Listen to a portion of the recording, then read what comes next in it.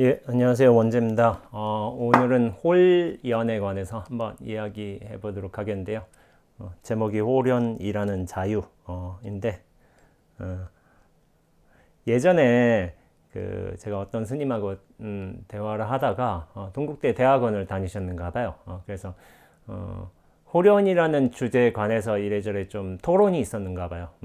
토론이 있었는데, 이런저런 말들이 많이 나오고 서로의 견해를 내기도 했지만은 이렇다 할 만한 결론은 나지 않았고 그 스님도 뭐 호련을 제대로 뭐가 정리가 할 수 없었다 이런 식으로 결론을 냈더라고요. 그래서 결국에 이런 말이 있거든요. 우리가 어떤 고통을 받는 것은 사성제에서 기반해서 보자면은 집착 때문이고, 집착은 뭐 어떤 것을 분별하기 때문이고, 분별은 왜 생겨나고 그 근원을 마지막까지 이제 쫓아가다 보면은 그 마지막에서는 이유를 찾기가 힘든 거예요. 그래서 그 모든 번뇌와 집착이 이를테면 분별심이 왜 생겨났느냐는 질문에 대해서 홀연으로 답할 수밖에 없는 거예요. 대승기신론에서 그래서 나왔던 거예요. 그래서 근데 이 홀연이 잘 이해가 안 된다는 거예요. 이게 뭔가 적합한 설명도 아닌 것 같고, 약간 두루뭉실하게 좀 도망가는 것 같고, 그런 느낌이 들 수도 있죠. 그래서 많은 분들이 이 홀연을 정리하지 못하고서 약간 미제로 이렇게 남겨두고서 공부를 하시는 경향이 있어요. 그래서 제가 홀연에 대해서 쓴 글이 있어가지고 한번 읽어드리면서 제가 설명해 드리도록 하겠습니다. 불교의 가르침에 따르면 인간은 본래 부처이고 그대로 구족된 상태입니다. 그런데 왜 하필 무명과 번뇌가 생겨나 부처의 자리에서 벗어나 중생이 되었는가에 대한 의문이 자연스럽게 나올 수도 있습니다. 예, 본래 성불이라고 하죠. 그런데 우리는 중생으로 살고 있어요. 본래 성불이라는데 왜 중생으로 살고 있을까? 당연히 의심스러운 거죠. 이런 근본적인 의문에 대해 대승기실론에서 간략한 설명이 나오는데, 이 설명이 무척이나 흥미롭습니다. 홀연히. 물론 이것이 이제 부처가 왜 중생이 되었느냐의 질문에 대해서 이렇게 홀연이라고 답한 건 아니에요. 그러나 그 근원을 찾아갈 건 아니에요. 이제 왜 이렇게 되었지? 왜 분별이 생기지? 왜 생각이 일어나지? 이것에 대해서 그 궁극적인 대답이 홀연히가 된 거예요. 대승기실론에서는 무명의 근거를 두고 무시 무명이라고 표현합니다. 무시죠. 시작이 없다는 거.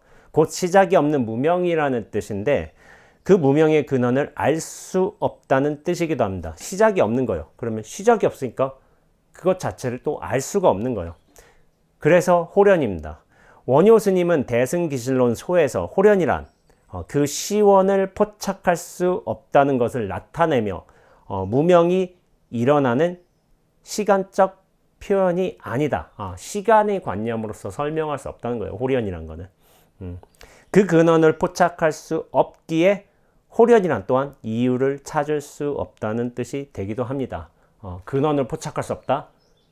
근원이 없으니까 거기에 어떤 순차적으로 발생하는 일에 이유가 없는 거예요. 이유도 없고 근원도 없다. 그러니까 우리가 이 홀연이라는 걸 굉장히 답답하게 여길 수밖에 없는 거. 이거 뭔가 해야 되는데, 내가 이해해야 되는데 이유도 없고 근원도 없고, 그러니까 어떻게 보면 친절한 설명이 아닌 거죠. 근데 친절한 설명이 아니다는 게 중요한 게 아닌가요? 다른 관점으로 봐야 되는 겁니다. 그러나 일반의 사람들이라면 그 어떤 일이 벌어지는 것에 대한 명확한 이유와 근원을 알고 싶어 합니다. 그렇죠. 알아야지만 이해할 수 있고 납득되어야지만 받아들일 수 있기 때문입니다. 이것이 인간의 속성이에요. 그렇기에 암과 납득의 중심으로 살아가야 하는 일반의 사람들에게 홀연은 참으로 불친절한 설명이 될 수밖에 없습니다. 이유도 없고 근원도 없으니까. 그런데 속성상 홀연은 이해라는 방식으로 대할 수 있는 것이 아닙니다. 이해라는 방식에는 세 가지가 필요합니다. 나라는 중심과 외부로 인식되는 대상, 그리고 그 대상이 나에게 특정한 방식으로 수용될 수 있는 생각으로서의 과정, 이 세 가지입니다. 나와 대상, 어떤 생각이 과정, 이 세 가지가 필요하다는 거예요. 그러나 이 호련은 애초부터 나와 대상, 생각의 방식이 따로 존재하지 않습니다. 원인이자 결과이고 결과이면서도 원인인 것이 호련입니다. 호련은 원인이 없는 거예요. 그런데 이미 그렇게 벌어지고 있는 거예요. 그러니까 원인과 결과가 합쳐져 있죠. 원인과 결과가 합쳐진 전체적인 상태이면서 특정한 방식으로 이해할 수 없는 미지가 바로 호련의 속성이기 때문입니다.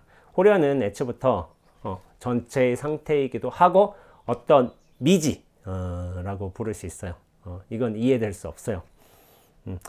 하지만 우리 중생은 나라는 상을 짓고 이를 중심으로 살아가는 것에 익숙합니다.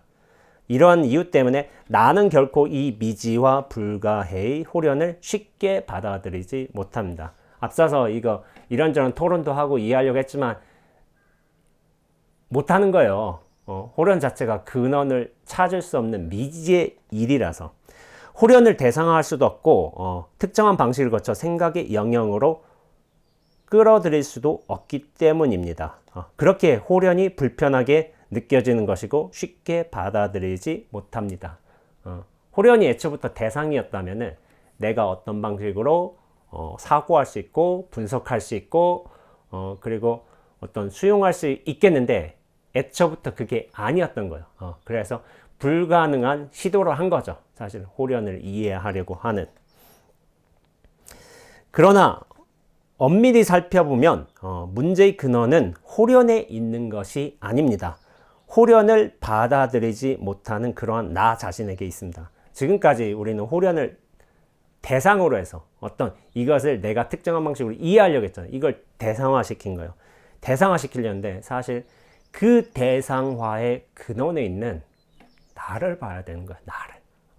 그 모든 걸 대상하려는 나의 그 욕망들, 그런 의도성들, 그런 것들을 봐야지만 왜 호련이 이해되지 않는가를 알 수 있는 건데, 근데 우리는 대상화에 익숙해요. 그런 것에 익숙하기 때문에 절대로 나로 돌아오는 어떤 근원의 문제를 약간 많이 잊어버리는 거예요. 사실 호련에는 그 어떤 잘못도 없고 의문의 여지 또한 없습니다. 구름이 호련히 일어났다가 또한 호련히 사라지는 것처럼 호련은 그 모든 생멸의 자연스러운 근거처럼 있습니다. 예. 구름이 하늘에서 인연 따라서 생겨나고 또 사라지잖아요.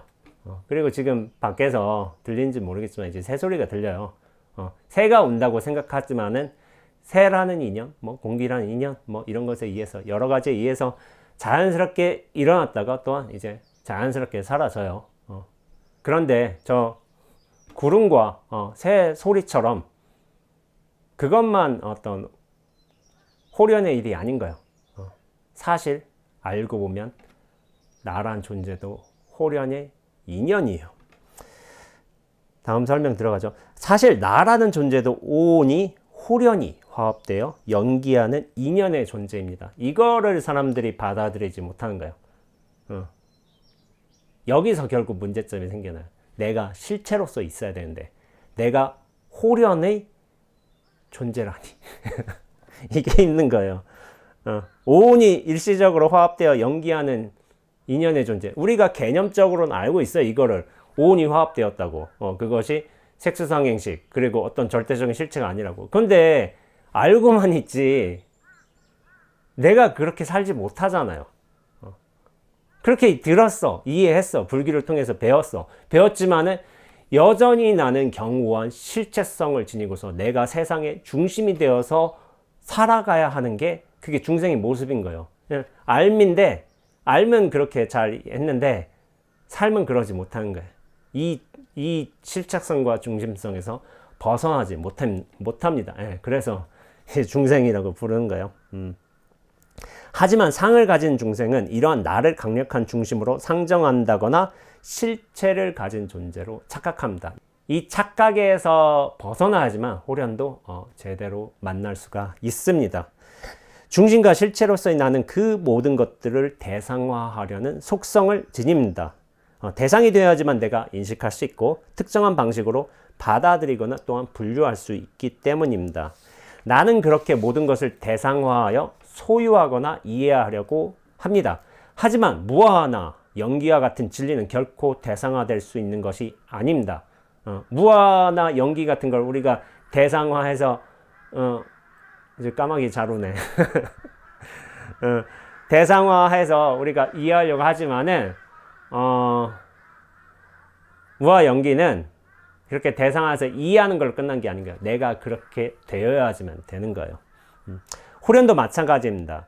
진리나 호련은 자기 실체와의 관념으로부터 탈피하거나 나에 대한 집착을 내려놓음으로써 자연스럽게 조우하게 되는 것입니다. 자연스럽게 만나게 돼 있어요.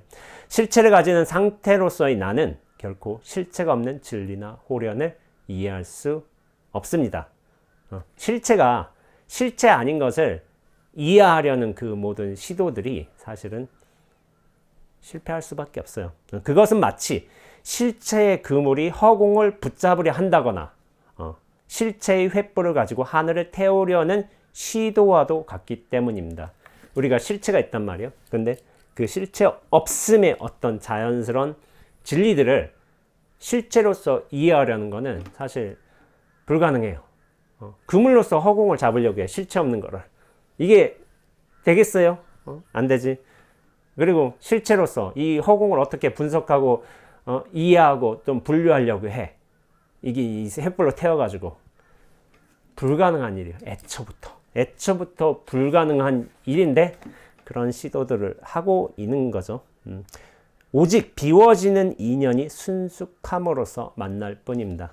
그렇게 많은 성현들께서는 진리는 개합하는 것이라고 말씀하신 것입니다. 진리는 이해하고 분석하고 해체하고 그런 것들이 아니라 실제로는 내가 이해하고 생각하고 분석하려는 그 생각의 모든 작용들도 진리의 바탕에서 벌어지고 있다는 사실을 스스로 명백하게 확인해야 돼요. 이것조차도 진리에서 벌어지는 일이구나. 내가 진리를 이렇게 대상화해서 이렇게 주려고 하지만은 이 주려는 시도 자체도 사실은 진리의 한 인연에 따른 일이라는 거예요. 이것에 대해서 자기 스스로 마음을 탁 내려놔야 돼요.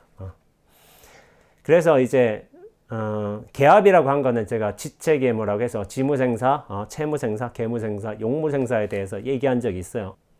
이 지체계무에 대해서 제가 불강 미디어에서 한 이제 붓다비 퀘스천 기도란 무엇인가라는 영상이 있어요. 그 영상을 보시면은 지체계무를 제가 소개한 적이 있습니다. 그거 한번 보셔도 되고요. 제가 나중에 영상으로 하나 더 만들어도 될 것 같습니다.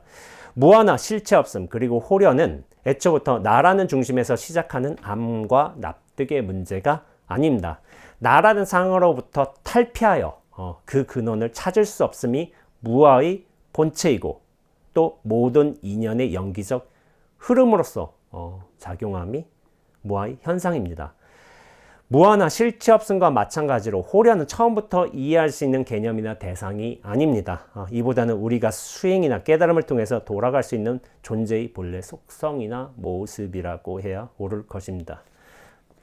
수행이나 깨달음을 통해 나를 실체화하여 사람과 세상을 판단하고 취사하는 중심으로서의 착각에서 벗어날 수 있다면 나로부터 벗어난다는 거예요. 에고로부터. 나라는 존재 또한 저 구름과 마찬가지로 호련으로서 자유롭게 존재할 수 있습니다. 근데 이제 중심으로서 벗어나는 이게 나라는 존재로부터 벗어난다는 게 이걸 버린다는 건 아니에요. 나라는 에고도 진리의 한 모습으로서 드러남 것임을 잘 알기에 이것이 중심이나 실체가 아니라 중심은 이전되게 돼 있어요. 이 수행을 하면 이 전체로 뻗어나오게 돼 있습니다. 그것을 뭐 식이라고 하든 뭐 바라봄이라고 하든 불성이라고 하든 하나님이라고 하든 도라고 하든 뭐라고 부르든지 간에 이 전체로 확장되게 돼 있습니다. 그럼 확장이 된 상태에서 나라는 존재가 인연 따라 이렇게 드러났음을 그냥 아무런 거부감 없이 자연스럽게 수긍하게 되어 있어요. 이거를 인정하고 받아들이는 거예요. 그러니까 참 이게 내맡김이라는 게 제가 예전에 쓴 글도 있지만은 제가 분명히 수행을 통해서 어떤 깨달음을 구하는 이제 수행자이기는 하지만은 이 수행이 익을수록 오히려 굉장히 기독교적 관념이라고 할 수 있는 방식이라고 할 수 있는 내맡김의 일이라든지 어떻게 보면 박티 인도 요가 전통에서 박티 수행 전통이 있어요. 그것도 헌신과 내맡김인데 그런 전통을 오히려 이해할 수 있기도 하는 거예요. 제가 예전에 당신께 내맡긴다라고 그런 글을 쓴 적이 있어요. 비슷하게. 근데 그 당신이란 게 진리에 내맡긴다는 거예요. 이 텅 빔에 내맡긴다는 뜻이고 나라는 인연을 당신께 내맡깁니다. 인연 따라 잘 써주십시오 라고 이런 말을 한 적이 있는데 이게 어떻게 보면 선수행자가 할 수 있는 말은 아닌 거예요. 아닌데 근데 제가 볼 때는 선수행도 궁극에 가면 이러한 그 태도 방식과도 결국에 만날 수 있는 거라는 생각이 들기도 합니다. 실체와 중심으로서의 나로만 산다면은 호련은 그 자체로 불가해와 미지의 불편함처럼 느껴질 것입니다. 나라는 실체가 있다면 호련은 불편해요. 왜냐하면 이해되지 않기에. 그리고 나라는 꽉 막힌 어떤 좁은 중심에서 이 전체는 애초부터 이해될 수가 없는 거예요. 그래서 불편한 거예요. 하지만 호련으로 나를 집어 던지고 호련으로 나를 완전히 내맡길 수 있다면 호련은 세상의 그 모든 것들이 생생하게 살아날 수 있는 근거가 될 수 있습니다. 그래서 스스로 호련이 되면 호련으로서의 나를 인정해주면 이것도 뭐 어떤 연기에 따른 일시적인 드러남으로써 나를 인정해 준다면은 모든 것들이 다 이해되게 돼 있어요. 그리고 잡아주려고 그리고 내 안으로 받아들이려고 여기다 분류하려고 하는 그 모든 시도들이 노력들이 멈추기에 오히려 굉장히 자연스러운 삶을 살아갈 수 있습니다. 그렇다고 해서 나라는 에고 이거를 버릴 필요는 없어요. 이것도 잘 써먹으면 돼요. 인연에 따라서. 그럴 적에 그 모든 걸 다 내맡긴다면은 모든 것들이 제대로 호련으로서 살아날 수 있다면 하늘의 구름도 법당의 향내음도 계곡의 물소리도 모두 다 호련으로서 자유로움을 알게 되는 거예요. 그래서 이게 되는 거예요. 아까 전에 까마귀도 까까하고 지나갔지만은 하늘의 구름도 저렇게 떠다니면서 법을 설하고 있는 것이고 법당의 향내음도 저런 인연으로서 법을 설하고 있는 것이고 계곡의 물소리도 저 무정물이잖아요. 무정물. 그냥 흐름처럼 보이잖아요. 저게 법으로서 여실하게 펼쳐지고 있다는 사실을 알게 됩니다. 호련이 그 모든 자유의 근거, 든든한 배경이 되는 거죠. 나라는 작은 중심에서 벗어나 중심 없는 중심으로서 이 커다란 전체로 안목이 확장되어야만 합니다. 이거는 그냥 되는 거 아니에요. 이 나라는 중심에서 벗어나야 돼요. 벗어나야 되는 것이고 그때는 세상의 그 모든 일들이 생생하고 명백한 답으로서 호련이 펼쳐질 것입니다. 이유를 찾잖아요. 저걸 반드시 저런 이유를 찾아야 되는데 그런 이유를 더 이상 찾지 않게 돼요. 질문이 멈춰지게 됩니다. 이미 세상은 답으로서 펼쳐져 있기 때문에 그래서 답을 누린다고 하는 거예요. 나란 존재를 누리는 것이고 애초부터 답이었어요. 답. 근데 이걸 너무 가까운데 너무 분명한데 그런데 나라는 감옥에 사로잡혀 있으면은 이제 가까이 있는데 원래 이렇게 있는데도 이제 찾지를 못하는 거예요. 호련은 애초부터 나를 중심으로 하는 납득의 대상이 아니었고 이가 없는 전체에서 펼쳐지는 자유의 근거로 있어 왔습니다. 호련이 그 모든 일에 근거가 되는 거야. 사실 근거 없음이 그 모든 것의 근거가 되는 거예요. 횃불은 결코 허공을 태울 수 없지만 허공은 오히려 횃불이 환히 타오를 수 있도록 자유를 펼쳐줍니다. 우리가 나란 존재로서 호련을 이해하려고 무아를 이해하려고 그 무생사를 이해하려고 이렇게 했지만은 그거는 불가능합니다. 그런데 허공처럼 허공에 어떤 근거가 없기 때문에 그 모든 일들의 근거를 만들어 줄 수 있는 거예요. 허공처럼 아까 전에 까마귀 까까까 하면서 막 지나갔잖아요. 거기가 자유롭게 펼쳐지는 것이고 계곡의 물도 그렇게 쫄쫄쫄쫄 소리 내면서 펼쳐질 수 있게 하는 어떤 허공의 공덕이 있는 거예요. 나에 대한 상을 내려놓음으로써 무아라는 진리와 개합할 적에 우리는 호련과도 곧장 만나게 됩니다. 그리고 이 온 세상이 호련으로서 이미 자유로워 있음을 확인하게 될 것입니다. 불국토는 서방 정토는 우리가 죽어서 가는 데가 아니에요. 절대로 이미 눈앞으로 구현돼 있어요. 구현돼 있고 그것이 나라는 감옥에서 벗어날 적에 이미 자유로서 이렇게 온전함의 일로서 펼쳐져 있음을 스스로 확인하게 되는 일입니다.